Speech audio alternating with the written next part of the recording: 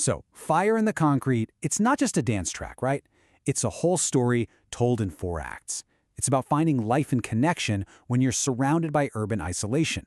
So let's dive in and break down how these lyrics build an entire world, spark a revolution against indifference, and in the end, create a brand new reality. The story kicks off with this really sharp two-word chant, City Cold.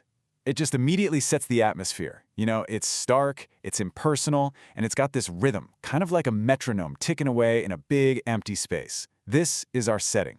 And then, bam, right away we get a contrast, heartbeat loud. So against that cold, empty backdrop, there's life. There's a human pulse inside all that quiet, and it's not just there, it's loud. This right here, this is the central conflict of the whole song. Then we get the countdown. This is all about building tension, right? It signals that we're about to shift from just standing still to full-on action. It's that little moment right before everything is about to change. Okay, so this brings us to Act 1, the concrete jungle. The song uses its first verse to really paint a picture of this imposing urban world. It's establishing the stage where our whole story is going to play out. And here's where we see that core conflict laid out perfectly. On one side, you've got the city. It's all glass, steel, and frozen streets. Cold, static. But on the other side, you've got the people. They're just brimming with this potential energy, with their heartbeat, their electric minds, and these little sparks. It's that classic battle, you know? Human warmth versus a cold, indifferent environment. And this line? This is basically the song's mission statement. It's not a song about being sad or desperate. It's a full-on declaration of intent. The characters aren't just sitting around waiting for the world to change for them. Nope, they've decided they're going to be the ones to change it themselves.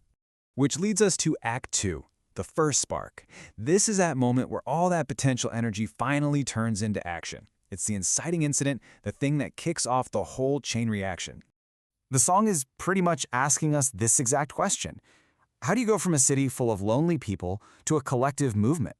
Well, the very next lines give us a really specific answer. See, the revolution doesn't start with a giant mob or some massive protest. It starts small. It starts with individuals. One person and then another, making the choice to break the pattern, to introduce a totally new rhythm. This is that tiny little spark that has the power to start a massive fire. And you know what happens when you get a spark, right? It spreads. Which brings us right into Act 3, the fire spreads. Now that first spark has been lit, this whole section of the song is about escalation, how that one little act of defiance inspires other people and just grows into this collective blaze. The lyrics describe a total physical transformation of the space. This isn't just a feeling people are having inside. No, crowds literally appear out of nowhere, you can feel the energy in the air, and the movement is so powerful that the whole block shakes the ground. The people are now actually, physically, changing their environment. This line from the pre-chorus just sums it all up perfectly. The city's cold, imposing silence has finally met its match, the sound of the people. This is the tipping point, the moment where all those individual actions become one, unified, revolutionary force. And that brings us to the climax, Act 4, Reclaiming the Night. This is where the group has reached its peak power. They're not just reacting to the city anymore, they are actively reshaping its entire emotional reality. I love this. It's a complete rejection of the old way of doing things. They're not asking for permission to take up space anymore. They're playing by a whole new set of rules, one that isn't dictated by authority, but by a rhythm they all share. It's a declaration of autonomy.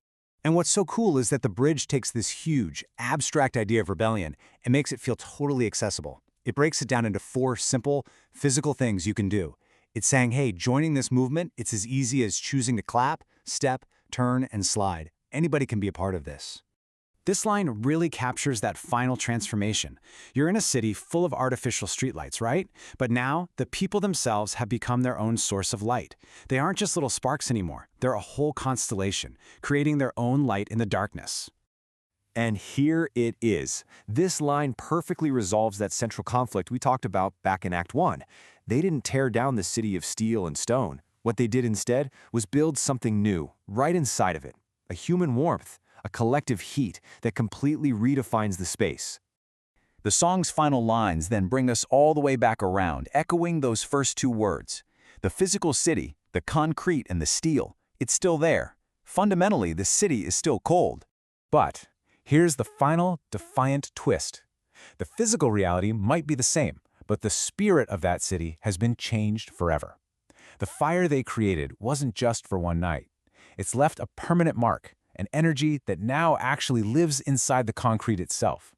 And so, the song leaves us with this powerful question to chew on. What is the true heart of a city? Is it the concrete and steel? Or is it the collective energy, the shared rhythm, and the unstoppable spirit of the people who call it home? It's a question that's definitely worth thinking about long after the music stops.